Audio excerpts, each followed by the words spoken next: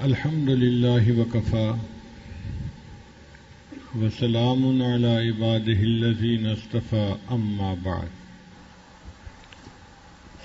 سورہ الحجرات مدنیہ ہے، اس میں 18 آیات ہیں۔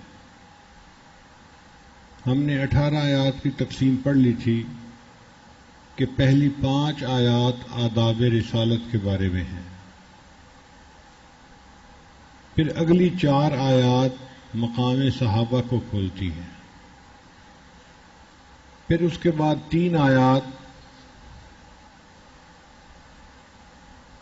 اکرام المسلمین کے بارے میں ہیں، پھر اس کے بعد ایک آیت جو ہے وہ مقام انسانیت کو کھولتی ہے۔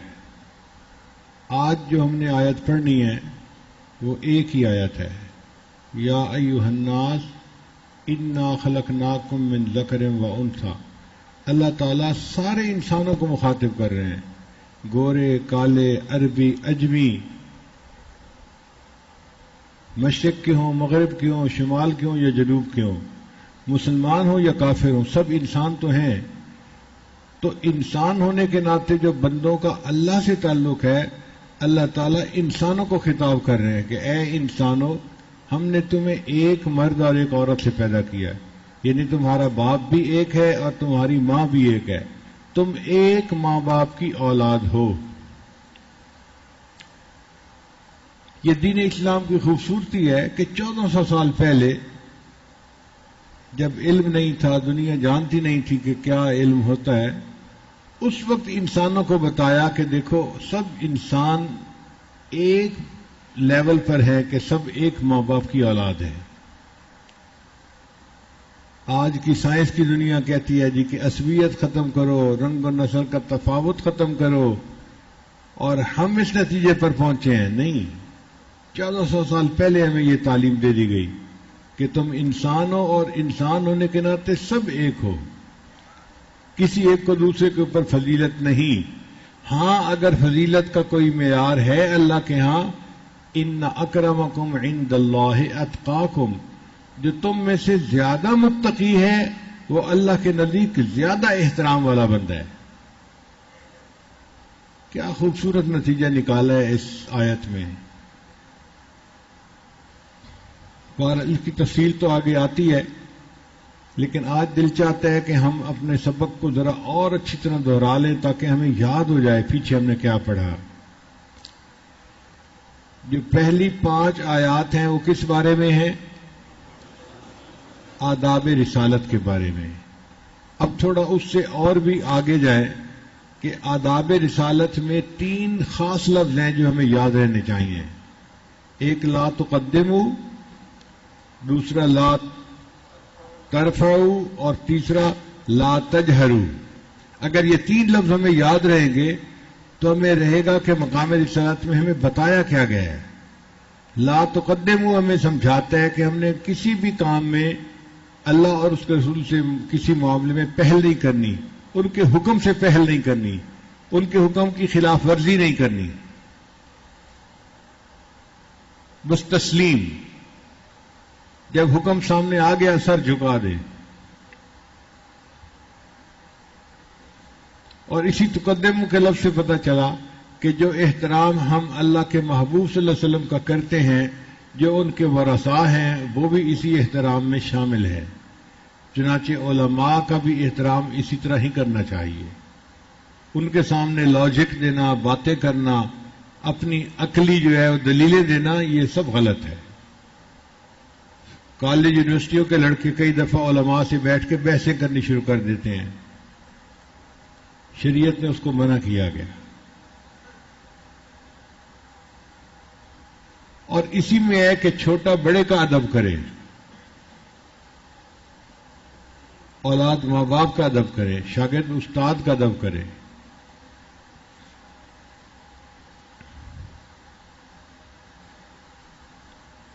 پھر رسم و رواج سے اور بدعات سے بچنا، وہ بھی اسی لا تقدموا کے لفظ کی تفصیل میں آتا ہے۔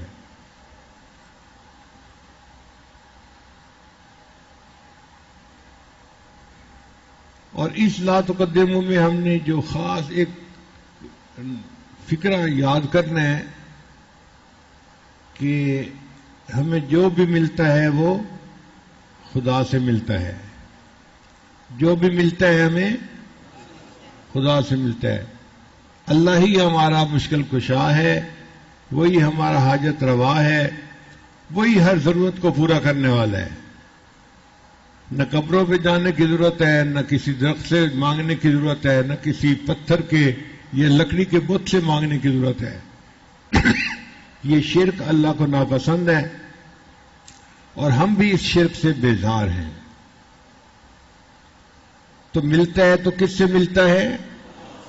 اللہ سے ملتا ہے. لیکن جو کچھ ملتا ہے خدا سے ملتا ہے, مگر خدا محمد مصطفیٰ سے ملتا ہے.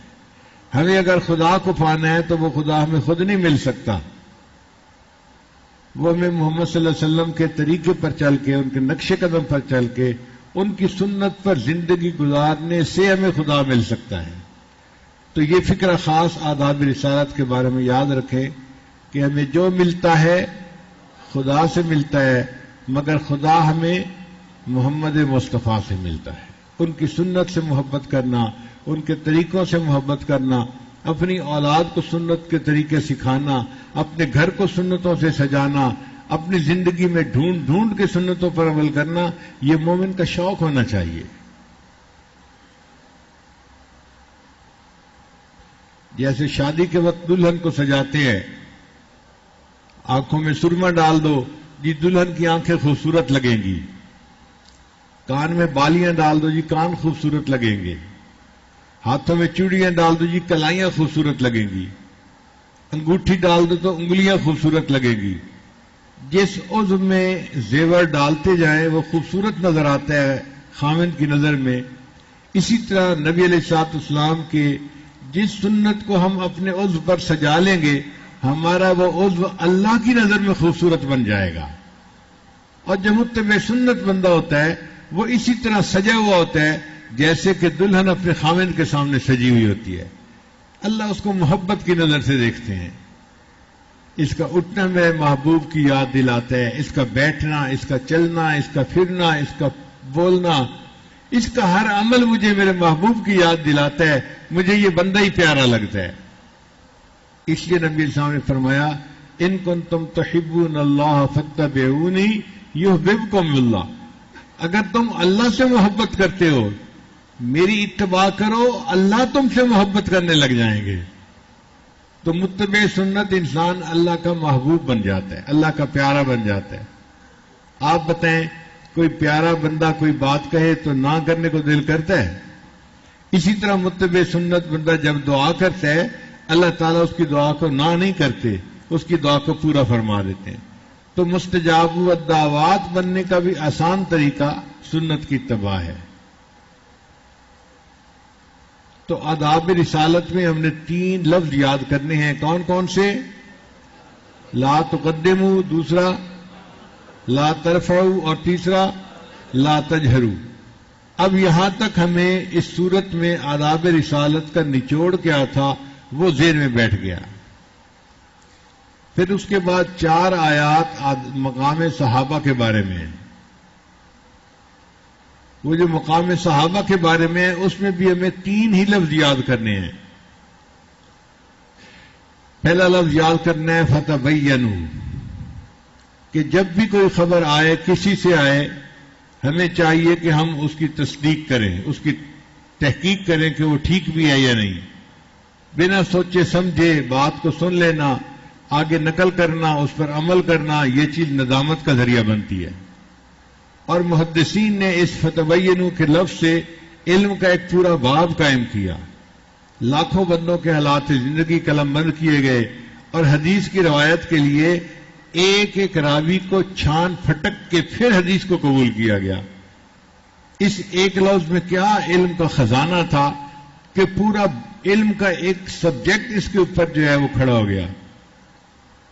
پھر علماء نے جرح اور تعدیل کے قوانین بنائے کہ جو بندہ جھوٹا ہوتا ہے وہ مردود الحدیث ہوتا ہے, اس کی حدیث کو رد کر دیا جاتا ہے.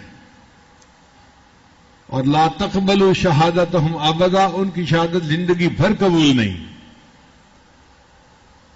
اسی طرح فاسق بندے سے بھی نہیں لینی چاہیے. اسی طرح جس راوی کے حالات کا پتہ نہ ہو، جو مجہول الحال ہو، اس سے بھی روایت نہیں لینی چاہیے. مگر اس میں علماء کے دو گروہ ہیں. بعض کہتے ہیں روایت نہیں لینی چاہیے، ذوف بہت زیادہ آ جاتا ہے، اور بعض کہتے ہیں کہ ہو سکتا ہے کہ وہ مجہول الحال ہو مگر اس کے حالات اچھے ہوں، ہمیں کیا پتا، ضروری تو نہیں کہ وہ برا ہی ہوگا، فاسق و فاجر ہی ہوگا، نیک بندہ بھی تو ہو سکتا ہے، حالات معلوم نہیں. تو بھئی اب فیصلہ کیسے کریں کہ مجہول الحال سے روایت لینی ہے نہیں؟ تو محدثین نے کہا کہ اب یہ دیکھو کہ کسی ہم سے پہلے بڑے محدث نے اس کی حدیث کو قبول کیا یا نہیں کیا. اگر کسی بڑے محدث نے حدیث کو قبول کر لیا ہے تو ہم بھی قبول کر لیں گے. چنانچہ اس کی دلیل قرآن پاک سے ہے کہ یوسف علیہ السلام کی شہادت ایک بچے نے دی تھی. ہمیں نہ بچے کے نام کا پتہ، نہ اس کے باپ کے نام کا پتہ، نہ اس کے خاندان کا پتہ.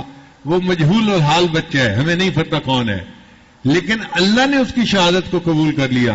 وَشَهِدَ شَاهِدٌ مِّنْ أَهْلِهَا، اللہ فرماتے ہیں کہ ایک بندے نے شہادت دی. جب اللہ نے اس شہادت کو قبول کر لیا تو ہم بھی قبول کر لیتے ہیں.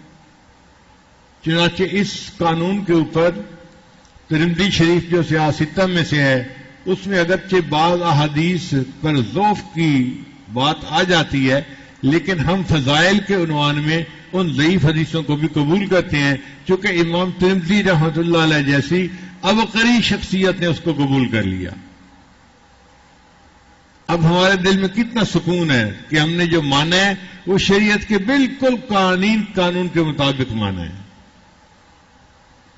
تو مقام صحابہ میں 3 لفظ ہمیں یاد کرنے ہیں. ایک فتبینوا، اور دوسرا لفظ یاد کرنا ہے فاصلحوا، کہ اگر 2 جماعتوں میں نزاع ہو جائے، جھگڑا ہو جائے، اختلاف ہو جائے، کئی دفعہ تو یہ قولی ہوتا ہے کہ دور بیٹھ کے آپس میں باتیں کر رہے ہوتے ہیں، اور کئی دفعہ یہ فعلی اختلاف بھی ہو سکتا ہے، لڑائی اور قتال تک بھی نوبت پہنچ سکتی ہے. تو دونوں صورتوں میں ہمیں چاہیے کہ ہم دیکھیں کہ بھئی ان میں سے ٹھیک کون ہے، اور جو ٹھیک ہے ہم اس کا ساتھ دیں اور دوسرے کو منائیں کہ بھئی وہ جھگڑے سے باز آ جائیں. حتی تفیء الی امر اللہ، یعنی وہ اس اختلاف سے باز آ جائیں، رک جائیں، لڑائی کرنا ختم کر رہے ہیں. اور جب وہ لڑائی بند ہو جائے تو فاصلحوا، ان کے درمیان ہم صلح کروا دیں. آپس میں بھائی ہیں نا، ان کے درمیان محبت کا رشتہ جوڑنا ضروری ہے. اور قرآن مجید نے کہا کہ وَالصُّلْحُ خیر، صلح کے اندر خیر ہوتی ہے. تو پہلے فتبینوا پہ عمل کرنا تھا، اور پھر دوسرا فاصلحوا کا لفظ یاد رکھنا ہے.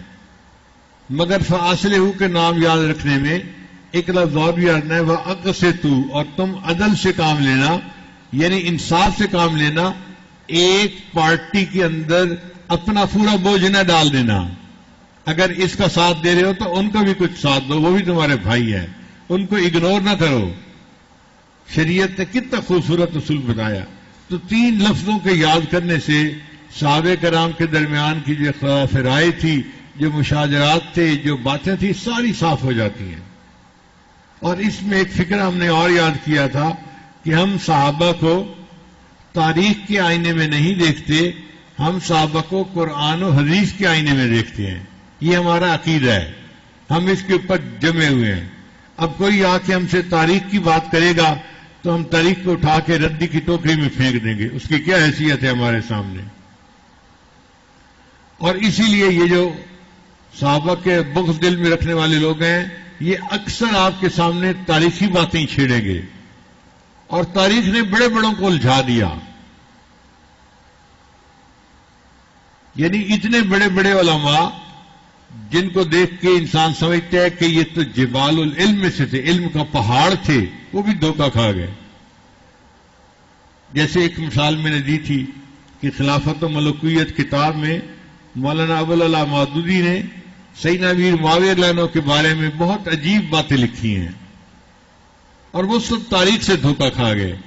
اور اس میں انہوں نے یہ بھی غلطی کی کہ جی ہم صحابہ کی وکالت نہیں کر سکتے، جو تاریخ میں ہے ہم اسی کو پیش کریں گے. بھئی آپ اگر وکیل نہیں بنتے تو مت بنو، ہم وکیل بننے کے لیے کافی ہیں.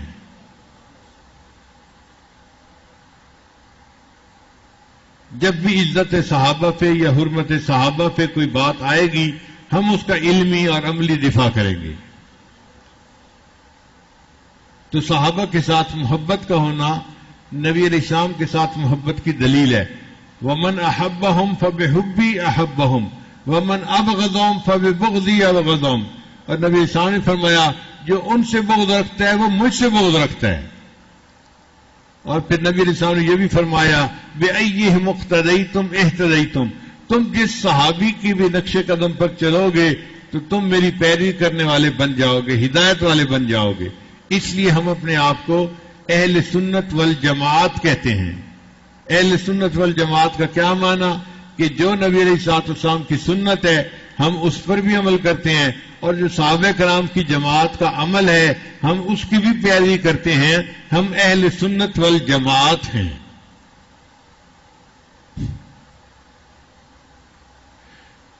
تو آداب رسالت کے بارے میں 5 آیات تھیں اور 3 خاص لفظ تھے جس میں ساری تفصیل تھی. لا تقدموا، لا ترفعوا، لا تجہروا. اور پھر مقام صحابہ کے بارے میں 3 لفظ ہمیں یاد رکھنے چاہیے. ایک فتبینوا، دوسرا واصلحوا، اور تیسرا واقسطوا. پھر اس کے بعد اکرام المسلمین کے بارے میں 3 آیات ہیں. ان 3 آیات میں اللہ تعالیٰ نے بتایا ہے کہ گھروں میں جو نفرتیں ہوتی ہیں، کینہ ہوتا ہے، حسد ہوتا ہے، بغض ہوتا ہے، دشمنیاں ہوتی ہیں، ان کی بنیاد 2 باتیں ہیں. پہلی بات تمسخر ہے، تو لا یسخر کا لفظ یاد رکھیں. اگر ہم ہنسی مذاق کریں جو ایک فطری چیز ہے تو ایسا نہ کریں کہ جس سے کسی کی کسی کو ذاتی تکلیف ہو، دل آزاری ہو. ہر بندے کی ایک عزت ہے، ایک احترام ہے، اس کو سیلف ریسپیکٹ کہتے ہیں. تو ہنسی مذاق میں کسی کے سیلف ریسپیکٹ کو مجروح نہ کریں. جب بھی سیلف ریسپیکٹ کو مجروح کیا جائے گا تو دشمنیاں ہوں گی، کینہ ہوگا، حسد ہوگا، جھگڑے ہوں گے. آپ دوسرے کو کیوں اتنا ہیوملیٹ کر رہے ہیں؟ کیوں اس کی سیلف ریسپیکٹ کو توڑ رہے ہیں؟ جب اللہ نے اس کو عزت دی ہے، ہم کون ہیں اس کی عزت کو پامال کرنے والے؟ تو ہنسی مذاق میں کسی کی سیلف ریسپیکٹ کو نہیں چھیڑنا. اور آج تو علم کا دور ہے، چھوٹے بچے بھی سمجھتے ہیں کہ ہمارے ساتھ ہو کیا رہا ہے. ایک صاحب کہنے لگے کہ میرا چھوٹا بچہ تھا تو اس نے کوئی گھر میں گڑبڑ کی، مجھے بیوی نے بتایا تو میں نے اس کو ذرا سب کے سامنے سختی سے کہا کہ آپ نے یہ کیا، یہ کیا، یہ کیا. وہ بالکل خاموش ہو کے چلا گیا. جب دوپہر کھانے کا وقت آیا سب دسترخوان میں موجود ہے، چھوٹا بیٹا موجود نہیں. کہنے لگے کہ میں نے گھر کی عورتوں کو کہا کہ بچہ کہاں ہے؟ وہ ادھر ادھر کمروں میں ڈھونڈ رہی ہیں، بچہ نظر نہیں آتا. پورے گھر میں ڈھونڈا، بچہ کہیں نظر نہیں آیا. میں باپ تھا، مجھے پریشانی ہوئی. کھانے کا وقت ہے، بیٹا کہاں غائب ہو گیا؟ کہتے ہیں کہ پھر میں اٹھا کہ میں باہر نکلوں اور کسی کو پوچھوں. کہتے جب میں گھر سے باہر نکلنے لگا تو دروازے کے اوپر بیٹھا ہوا تھا. میں نے پیار سے کہا کہ بیٹے کھانے کا وقت ہے، سب انتظار کر رہے ہیں اور تم گھر میں نہیں آئے کھانا کھانے کے لیے.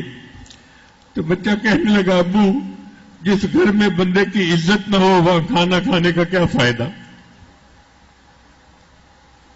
میں اس کی اصلاح کرنے کے لیے اس کو ڈانٹا تھا، بچے نے میری اصلاح کر دی کہ میری بھی ایک سیلف ریسپیکٹ ہے. آپ سے سمجھانا تھا تو مجھے الگ سمجھانا تھا، سب بہن بھائیوں کے سامنے مجھے کیوں ذلیل کیا گیا؟ تو ہر بندے کی ایک سیلف ریسپیکٹ ہوتی ہے، اس کو ہرٹ نہیں کرنا چاہیے کبھی بھی. اگر ہم اس اصول کو یاد رکھیں گے تو ہمارے گھروں کے اندر محبت ہوگی، پیار ہوگا، بھائی چارہ ہوگا. اور نفرتیں وغیرہ کی جڑ اور بنیاد ہی ختم ہو جائے گی. تو اس میں 3 لفظ یاد رکھنے والے ہیں. ایک ہے لا یسخر اور دوسرا ہے لا تلمزو اور تیسرا ہے لا تنابزو. یہ 3 الفاظ یہ پوری ہمیں جو ہے وہ تفصیل بتا دیتے ہیں. 3 الفاظ کون سے ہیں اس معاملے میں؟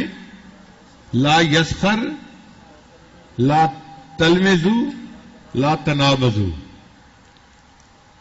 پھر اس کے بعد دوسری بنیادی وجہ جو بنتی ہے جھگڑے کی وہ ہے کسی کے بارے میں بدگمانی کر لینا.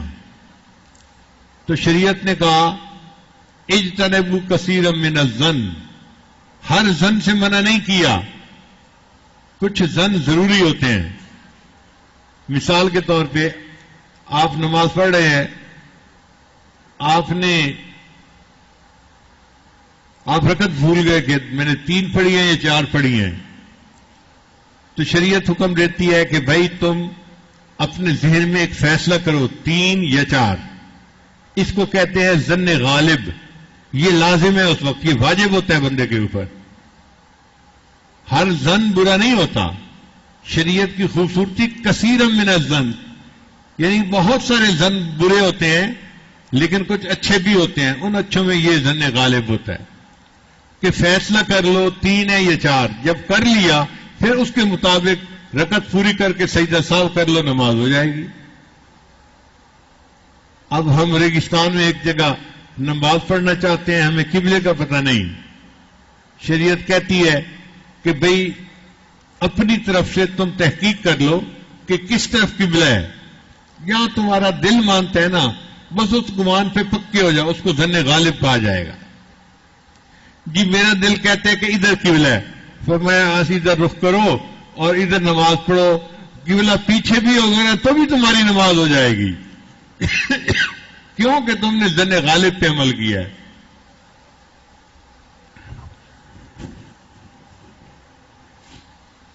اب یہ بندہ فرض کرو ظن غالب کی وجہ سے سامنے نماز پڑھ رہا ہے. نماز کے دوران اس کو خیال آیا کہ نہیں قبلہ تو پیچھے تھا، تعین کرنے میں میرے سے جو ہے وہ غلطی ہوئی.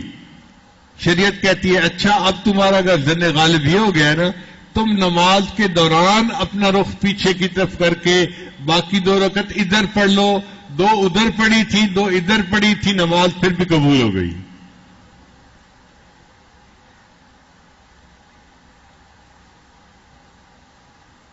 تو ظن غالب کی اہمیت ہے. اگر ظن غالب نہ ہو، ویسے کوئی رخ پھیر لے تو نماز ٹوٹ جاتی ہے. آپ بتائیں، آپ آئے تھے وضو کر کے، جوتا اتارا، نماز شروع کر دی دوسری طرف رخ کر کے کہ جی قبلہ ادھر ہے.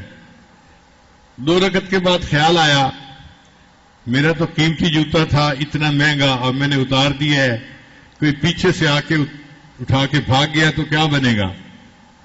تو اب فکر شروع ہو گئی. اب آ کے رخ جوتوں کی طرف پیچھے کر لیں تو نماز ہو جائے گی. عمل تو وہی ہے، نیت ظن غالب والی نہیں تھی. اب دنیا کے مال کی نیت تھی جس نے کہ نماز کو توڑ دیا. کام دونوں کا ایک جیسا ہی تھا. تو ظن غالب کی اپنی اہمیت ہے. نماز کے اندر انسان ظن غالب کی وجہ سے اپنی کمی کو پورا کر سکتا ہے.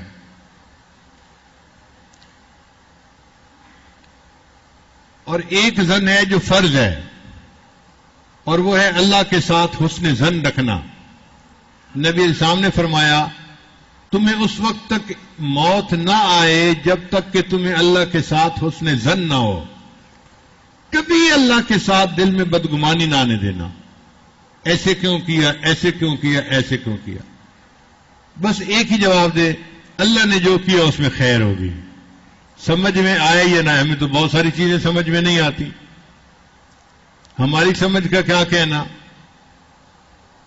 ہم تو جگہ جگہ ٹھوکریں کھاتے پھرتے ہیں.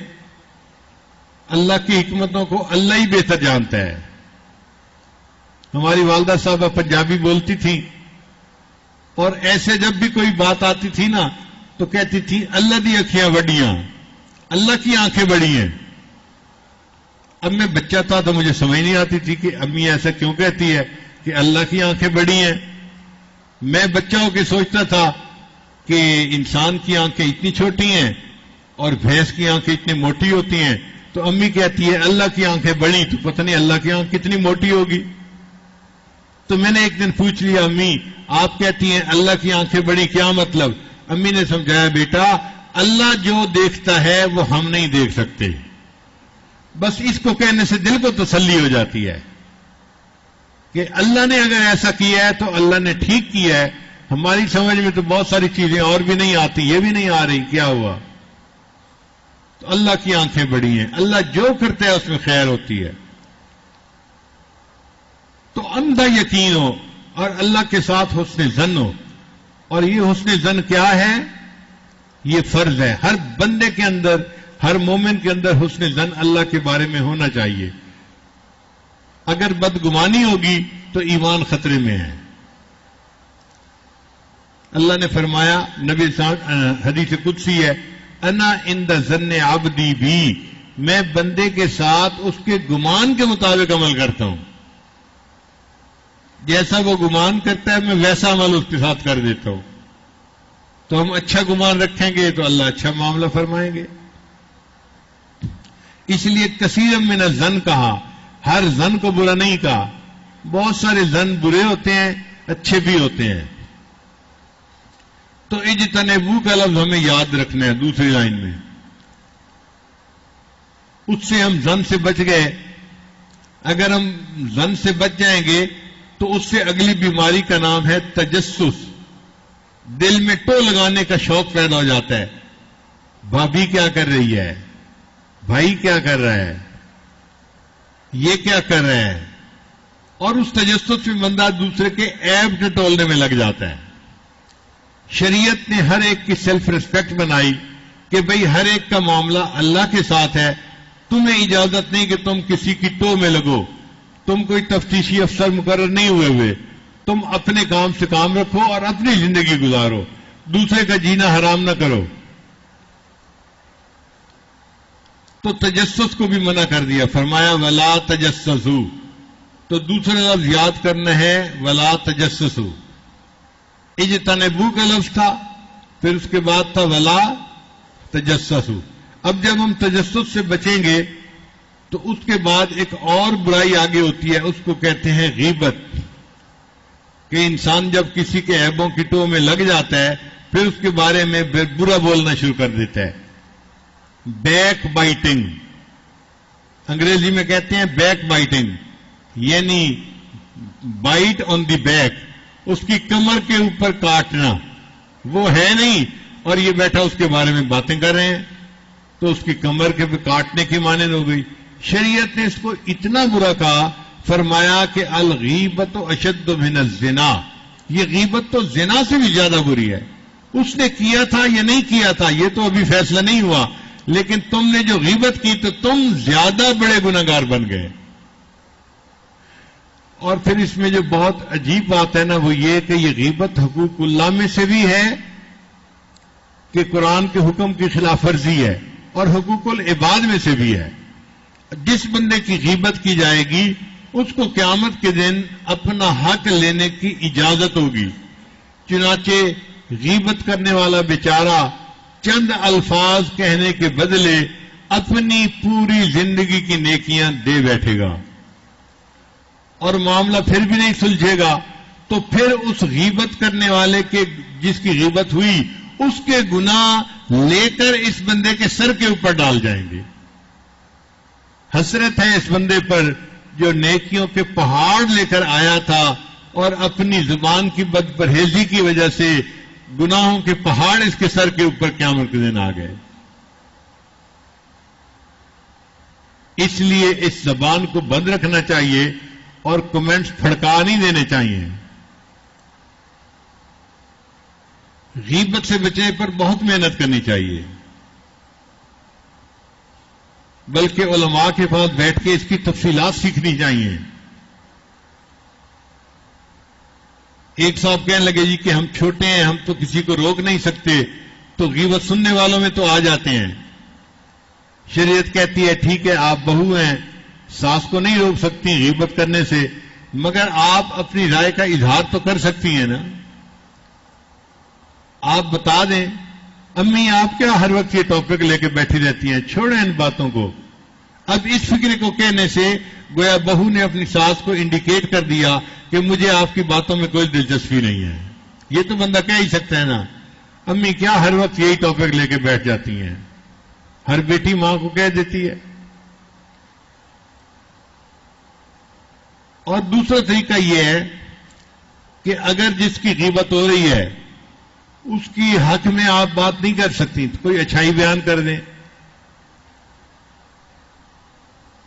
مثلا وہ کسی خالہ کے بارے میں بات کر رہی تھی ساس، آپ کے امی ہے تو بڑی نمازی، نماز پڑھتی ہوگی نا، یا پردہ تو بہت اچھا کرتی ہے، یا بڑا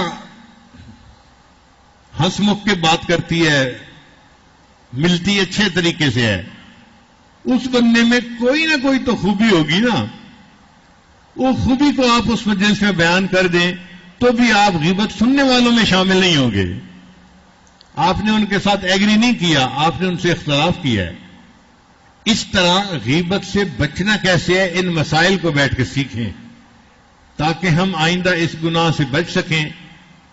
یہ اتنا بڑا گناہ ہم سے ہو چکا ہے جو غیبتیں ہوئی ہیں یا کی ہیں ہم نے، کہ اب ہم اس کی باقی زندگی مکافات بھی شاید نہ کر پائیں، کیونکہ ہم نے اس کو راضی کرنا ہوگا۔ پتہ نہیں وہ کب راضی ہوگا، سال کی نیکیاں، 2 سال کی نیکیاں، ساری زندگی کی نیکیاں، اگر پھر بھی راضی نہ ہوا تو وہ کہے گا جی میرے سر کا بوجھ اس کے سر کے اوپر ڈالے تو ہمارے سر پر تو اس کے گناہوں کا بوجھ ہمارے سر پہ آ جائے گا، ہم کیوں کسی کی غیبت کریں؟ اسی لیے ہمارے اکابر جو تھے وہ بالکل کسی کے بارے میں کوئی اس طرح کی بات نہیں کرتے تھے۔ سب سے زیادہ غیبت آج کل جو ہوتی ہے نا وہ سیاستدانوں کی ہوتی ہے، جس کو دیکھو وہی اٹھ کے بات کر رہا ہوتا ہے فلاں کے بارے میں، فلاں کے بارے میں، فلاں کے بارے میں، اور پتہ ہی نہیں ہوتا، اور پتہ نہیں کتنی غیبتیں کر کر کے ہم اپنی نیکیاں ایک دن میں ضائع کر دیتے ہیں۔ تو بھئی اس کا حل کیا ہے؟ اب ایک بندہ ورکر ہے جمعیت کا، تو وہ تو ہے اسی لائن میں، اسی مشن میں، اب وہ آ کے سوال مجھ سے پوچھتا ہے کہ حضرت بتائیں ہم نے تو سیاست کی بات کرنی ہوتی ہے، ہم بات نہ کریں تو کیا کریں؟ بھائی اس کے لیے اپنے کوڈ بنا لو نا، نام لے کے بات کرنے کی کیا ضرورت ہے؟ اب 2 بھائیوں کی بات کرنی ہے تو ایک بڑے صاحب ایک چھوٹے صاحب، چھوٹے میاں بڑے میاں، کریں جو باتیں کرنی ہیں، نام کیوں لیتے ہیں؟ بڑے میاں کہہ کے جو بات کرنی ہے کر دیں، سمجھنے والا سمجھ جائے گا، اور چھوٹے میاں کہہ کے چھوٹے کی بات کر لیں، سمجھ جائے گا۔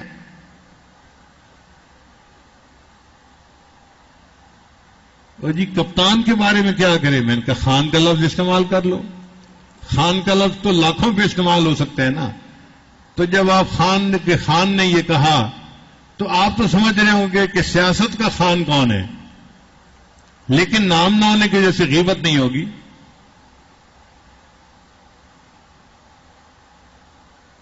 جی انٹیلیجنس والے ہمیں بہت ذلیل کرتے ہیں، بھئی ان کا نام لینے کی کیا ضرورت ہے؟ بات کرتے ہوئے بات کر لیا کرو، بھئی عقل والے بہت تنگ کرتے ہیں نا عقل والے، اپنا نام رکھو، اپنا کوڈ بناؤ، بات کرو جو کرتے ہو، غیبت سے بچو۔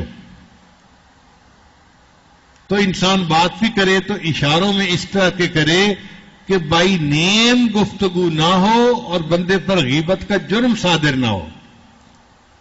اس لیے اللہ تعالیٰ نے قرآن مجید میں زلیخا کا تذکرہ کرنا تھا تو اللہ نے نام نہیں لیا، 2 لفظوں میں بات سمٹ جاتی۔ زلیخا نے یوسف کو یہ کہا، اللہ نے زیادہ لفظ استعمال کیے، کلام کو لمبا کرنا پسند کر لیا مگر نام نہیں لیا۔ وراودته التي هو في بيتها عن نفسه وغلقت الابواب وقالت هيت لك۔ کتنے لفظ استعمال اللہ نے کر لیے، مگر اللہ نے بات اشارے میں کی، نام لے کے نہیں کی. تو ہمیں بھی اس خلق کو اپنانا چاہیے کہ ہم بھی بات کرتے ہوئے کسی کی بات کرنی ہو تو اشارے میں کریں، نام لے کے نہ کریں. نام لے کے بات کریں گے غیبت بنے گی اور یہ بہت بڑا جرم ہوگا، اور اس کی وجہ سے بہت سارے لوگ قیامت کے دن جہنم میں جائیں گے.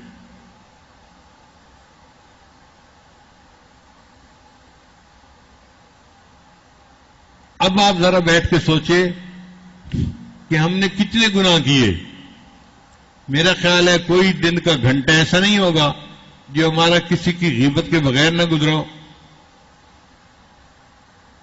اور ویسے ہم سمجھتے ہیں جی کہ ہم تو بڑے نیک ہیں، ہم نے تو گناہ کیے ہی نہیں. اور گناہ ایسے ہیں کہ جب بولے گناہ ہوا، جب بولے گناہ ہوا، یا جھوٹ نکلا یا غیبت نکلی. تو ہماری تو زندگی ہی گناہوں سے اٹی پڑی ہے. اس لیے بہت زیادہ توبہ کرنے کی ضرورت ہے. اگر ہمارے گھروں سے غیبت کا جرم ختم ہو جائے تو گھروں کی نفرتیں ختم ہو جائیں اور گھروں کے اندر محبت آ جائے، پیار آ جائے. یہ خلاصہ تھا جو ہم نے اب تک پڑھا. تو آداب رسالت کے بارے میں کتنی آیات ہیں؟ 5. اور کتنے الفاظ یاد کرنے پڑتے ہیں؟ وہ کون کون سے الفاظ ہیں؟ لا تقدموا، لا ترفعوا، لا تجہروا. پھر مقام صحابہ کے بارے میں کتنی آیات تھیں؟ 4. اور اس میں کتنے الفاظ یاد کرنے ہیں؟ کون کون سے؟ فتبینوا واصلحوا واقسطوا. پھر اس کے بعد اکرام المسلمین کے بارے میں کتنی آیات ہیں؟ 3 آیات ہیں. اور 3 آیات میں شریعت نے 2 بنیادی غلطیوں کی نشاندہی کی ہے. ایک غلطی شروع ہوتی ہے تمسخر سے، اس میں بھی 3 لفظ یاد کرنے ہیں: لا یسخر، لا تلمزوا، لا تنابزوا. اور جو دوسری غلطی ہے وہ بدگمانی سے شروع ہوتی ہے. تو اجتنبوا کثیرا من الظن، اجتنبوا کا لفظ یاد رکھنا ہے. اور یہ بدگمانی پھر انسان کو تفتیش میں لگا دیتی ہے، ٹو میں لگا دیتی ہے. اس کو تجسس کہتے ہیں. ولا تجسسوا، اس سے بھی منع کر دیا گیا. پھر نتیجہ نکلتا ہے غیبت پر. تو شریعت نے کہا ولا یغتب بعضکم بعضا، تم میں سے بعض لوگ بعض لوگوں کی غیبت نہ کریں. اگر ہم غیبت سے اپنے گھروں کو پاک کر لیں گے تو آپ دیکھیں گے آپ کے گھر کے اندر محبتیں ہوں گی، پیار ہوگا، الفتیں ہوں گی، سب ایک دوسرے کے ساتھ شیر و شکر بن کے زندگی گزاریں گے.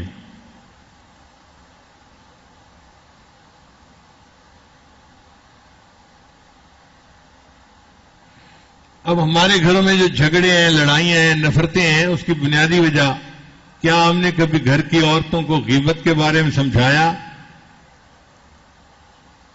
جب ٹاپک ہی کبھی نہیں چھیڑا تو وہ کیا سمجھے گی، بچے کیا سمجھیں گے، اور گھروں سے جھگڑے کیسے ختم ہوں گے؟ ہو ہی نہیں سکتے. پھر اس کے بعد جو آیت آج پڑھی گئی یہ احترام انسانیت کے بارے میں ہے کہ ہمارے اندر ہر انسان کا احترام ہونا چاہیے. احترام سے کیا مراد؟ اس کو حقارت سے نہ دیکھیں. وہ مسلمان ہے، محبت کے قابل ہے. وہ مسلمان نہیں تو بھی ایک حد تک اس کا احترام ضرور ہے. یہ نہیں کہ ہم سمجھیں کہ کتا خنزیر جا رہا ہے، ایسی بات بھی نہیں ہے. شریعت نے ہمیں احترام انسانیت کی تعلیم دی. آپ دیکھیں جب آپ کسی بندے سے ملتے ہیں نا، کوئی بھی بندہ، تو آپ اس کو ملتے ہوئے چہرے کے ایکسپریشن سے اپنی محبت کا اظہار کرتے ہیں. مثلاً مسکراتے ہوئے ملتے ہیں اگر دوست ہوتا ہے، غصے میں ملتے ہیں اگر کوئی دشمن ہوتا ہے. تو شریعت نے ہمیں کہا وَلَا تُسَعِّرْ خَدَّكَ لِلنَّاسِ. اس میں صرف للمسلمین نہیں، للناس کا لفظ ہے. للناس کا کیا مطلب؟ مسلمان اور کافر سب اس میں شامل ہیں کہ جب تم کسی سے ملے تو تم مسکراتے چہرے سے ملے، کھلے ہوئے چہرے سے ملو، تمہارے چہرے پہ خوشی ہو، محبت ہو، الفت ہو. تم ایک انسان کو مل رہے ہو. وَلَا تُصَعِّرْ خَدَّكَ لِلنَّاسِ. چلو جی ہم نے ذرا منہ کے اوپر جو ہے وہ خوشی سجا لی کہ ہم ایک بندے سے مل رہے ہیں, غصے کو ہٹا دیا. شریعت کہتی ہے نہیں, اب تم نے جب بات کرنی ہے نا, قُولُوا لِلنَّاسِ حُسْنًا, لوگوں سے اچھی طریقے سے بات کرنا. تمہارے الفاظ کا چناؤ بھی ایسا ہو کہ وہ بندہ تمہارے الفاظ سن کے قریب ہو جائے, محبت کرنے والا بن جائے. نفرت والے الفاظ سے بات نہیں کرنی. قُولُوا لِلنَّاسِ حُسْنًا, کافر بھی ہے تو بھی اس کے ساتھ اچھے طریقے سے سلام کرو. چہرے کا ایکسپریشن بھی اچھا ہو اور الفاظ بھی اچھے ہو. آپ بتائیں دوسرا بندہ قریب ہوگا یا دور ہوگا؟ تو شریعت ہمیں کتنی خوبصورت تعلیم دیتی ہے کہ انسان کا بھی احترام دل میں ہونا چاہیے.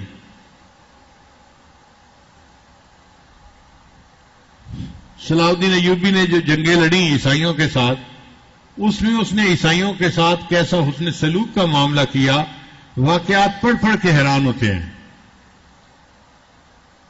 اس کے مقابلے میں رچرڈ بادشاہ تھا جو عیسائی تھا اور بڑا مسلمانوں کا دشمن تھا.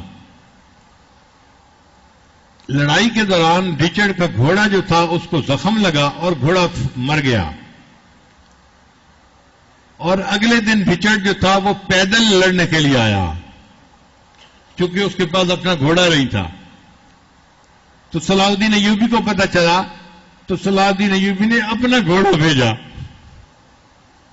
آپ بادشاہ ہیں اور دشمن کے لشکر کے امیر ہیں, پیدل جنگ لڑتے ہوئے اچھے نہیں لگتے, میں اپنا گھوڑا بھیج رہا ہوں, اب اس پہ سوار ہو کے ہمارے ساتھ جنگ لڑے. رچرڈ کا دل موہ لیا اس نے. اچھا یہ مسلمان ایسے ہوتے ہیں. پھر رچرڈ کو محسوس ہوا کہ میں ہار رہا ہوں. اس نے کہا کہ اچھا مجھے پیچھے سے کمک بلانی ہے. ان کا جناب 3 مہینے لگیں گے کمک آنے میں, تو 3 مہینے کے بعد فوج آئے گی.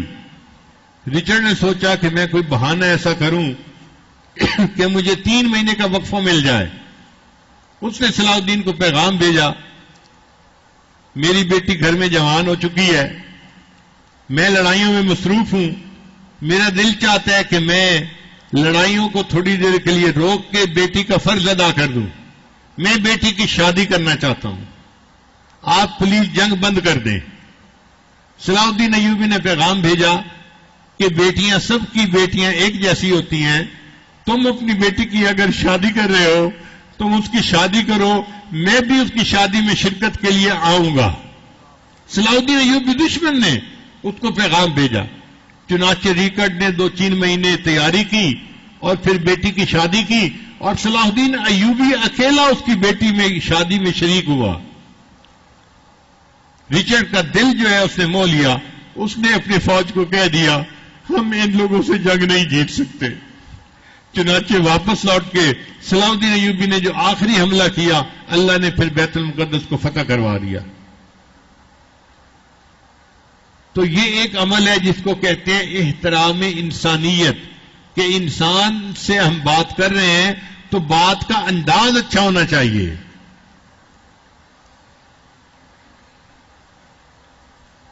اب یہاں آ کے ہم دھوکہ کھا جاتے ہیں, ہم ہیں جذباتی بندے, ہم ذرا کسی کا نام لینا شروع کر دیتے ہیں, ساتھ ایسے منہ بنا لیتے ہیں جیسے پتہ نہیں ہمیں کتنی نفرت ہے اس سے.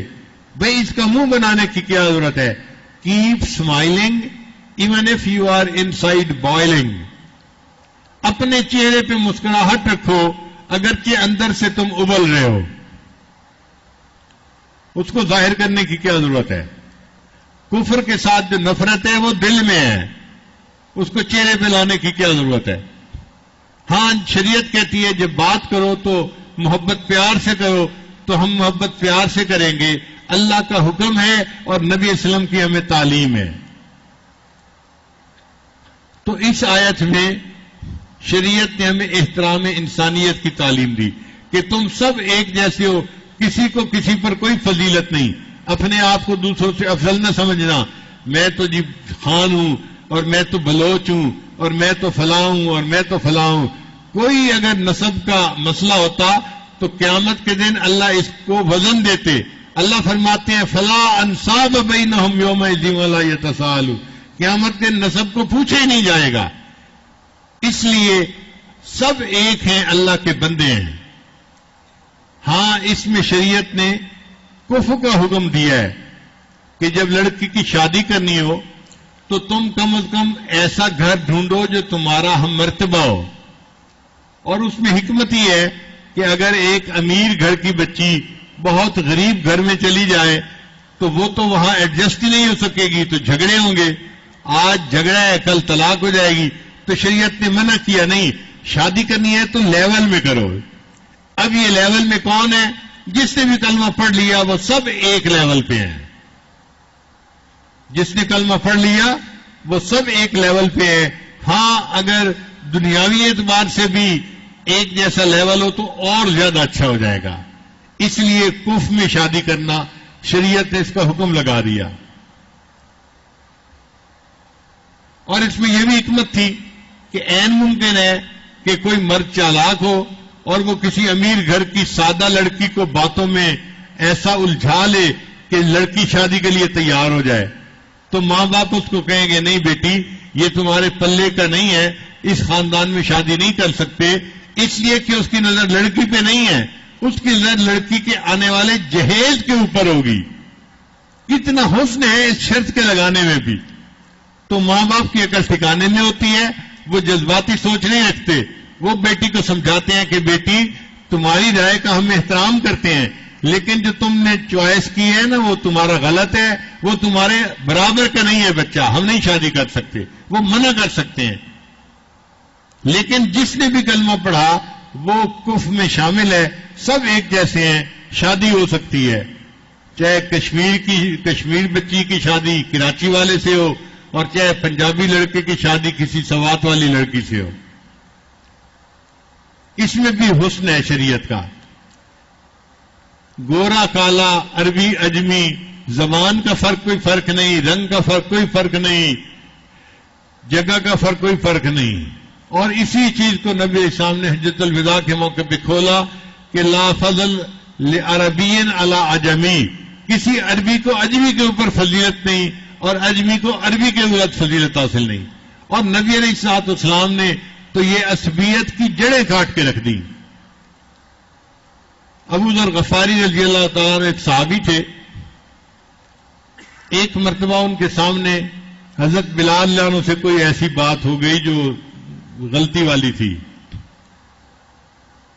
تو جب غلطی ہو گئی تو انہوں نے غصے میں کہہ دیا یا ابن السودا، اے کالی عورت کے بیٹے، اے حبشن کے بیٹے. اب یہ تانا ہے نا، اس کو عصبیت کا تانا دیا گیا. تو جب ابو ذر غفاری نے کہا نا یا ابن السودا، تو نبی علیہ السلام نے فرمایا ابو ذر غفاری تمہاری اس بات میں عصبیت کی بو آتی ہے، تم نے یہ کیسی بات کر دی؟ تو ابو ذر غفاری نے متنبع ہوئے، ہاں مجھے تو یوں نہیں کہنا چاہیے تھا.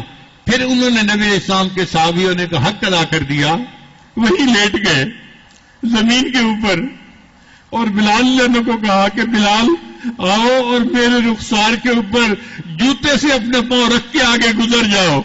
اگر میں نے کوئی ایسی بات کی ہے کہ تمہیں ہرٹ کیا، اب میں تمہارے پاؤں کے نیچے اپنے آپ کو پامال کر کے دکھاتا ہوں.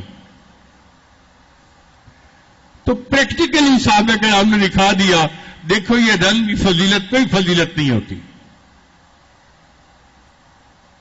یوں تو سید بھی ہو، مرزا بھی ہو، افغان بھی ہو، تم سبھی کچھ بتاؤ تو مسلمان بھی ہو.